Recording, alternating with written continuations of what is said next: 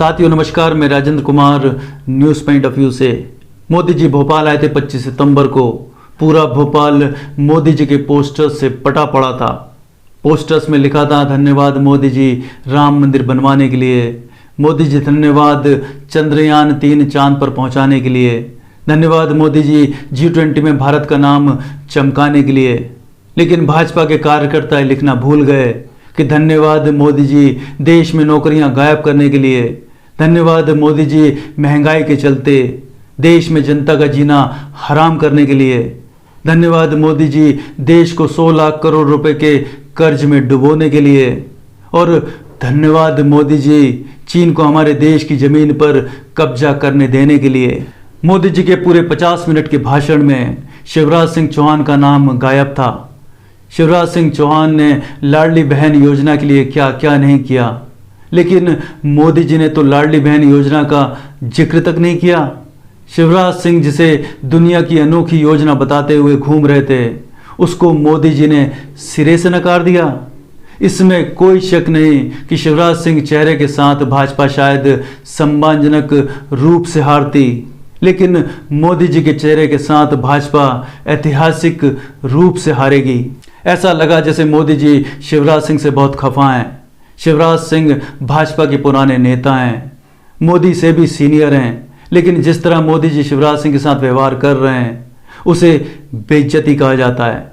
सवाल यह है कि क्या शिवराज सिंह चुपचाप बैठेंगे, या उससे भी बड़ा सवाल यह है कि चुपचाप बैठे थे। दिन में मोदी जी ने शिवराज सिंह की जनता और मीडिया के सामने घनघोर बेइज्जती की।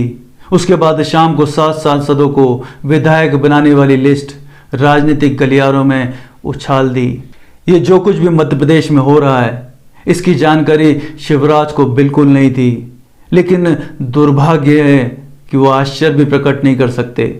बेमन से अपना घोर अपमान स्वीकार करे जा रहे हैं।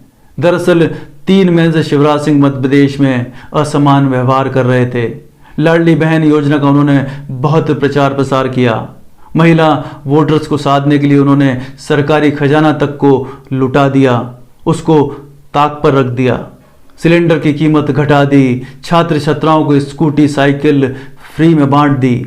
शिवराज सिंह ये जो भी बांटा बांटी कर रहे थे, उसमें क्या केंद्रीय नेतृत्व की कोई सहमति नहीं थी? क्या शिवराज सिंह खुद के कंधों पर मध्य प्रदेश में जीतना चाहते थे? शिवराज सिंह मोदी जी की आंख में किरकिरे तो सालों से बने हुए थे। उनसे किनारा करने का मोदी जी को मौका ही नहीं मिल रहा था, लेकिन शिवराज सिंह का यह दांव मोदी जी सहन नहीं कर सके और उन्होंने शिवराज सिंह को पूरी तरह दरकिनार करने का मन बना लिया। भारतीय जनता पार्टी एक आदमी पर केंद्रित होकर रह गई है, या ये कहें मोदी जी भाजपा हैं। मोदी जी जानते हैं कि उनकी लोकप्रियता बहुत तेजी से घट रही है और 2024 के चुनाव में केंद्र में गठबंधन की सरकार बन सकती है। मोदी नहीं चाहते कि भाजपा का कोई भी नेता उनके सामने खड़ा हो सके, इसलिए तो वसुंधरा राजे सिंधिया और शिवराज सिंह को नापने में लगे हैं। मोदी सिर्फ देश के लिए ही नुकसानदेह साबित नहीं हो रहे हैं, बल्कि पार्टी को नेस्त नाबूद करने में लगे हैं। अगले कुछ महीनों में कांग्रेस मुक्त भारत नहीं, हम भाजपा मुक्त भारत देखेंगे। शिवराज सिंह को मालूम था कि मोदी शाह मध्य प्रदेश में कोई ऐसा कदम उठाएंगे, इसलिए वो अपनी फील्डिंग कर रहे थे और कर रहे हैं। शिवराज सिंह भाजपा के कई दिग्गजों को धूल चटा के 18 साल से मुख्यमंत्री की कुर्सी पर धंस के बैठे हैं। क्या वो मोदी को छोड़ेंगे? शिवराज सिंह कर्नाटक के येदियुरप्पा का रोल अदा करेंगे। मोदी जी के जलवे 6-7 महीनों के बचे हैं। भाजपा में अंदरूनी बगावत कोड़ की तरह फैल रही है और ये पक्का है कि शिवराज सिंह मोदी के खिलाफ बगावत के सिरमौर होंगे। मोदी जी अहंकारी हो गए हैं। उनका अहंकार इस कदर हावी हो गया है कि वो अपने स्वार्थ के लिए मध्य प्रदेश राजस्थान की बलि देने को तैयार हैं। मोदी जी का एकमात्र लक्ष्य है 2024 में प्रधानमंत्री बनना, और उसके लिए शिवराज और वसुंधरा की हैसियत को खत्म करना।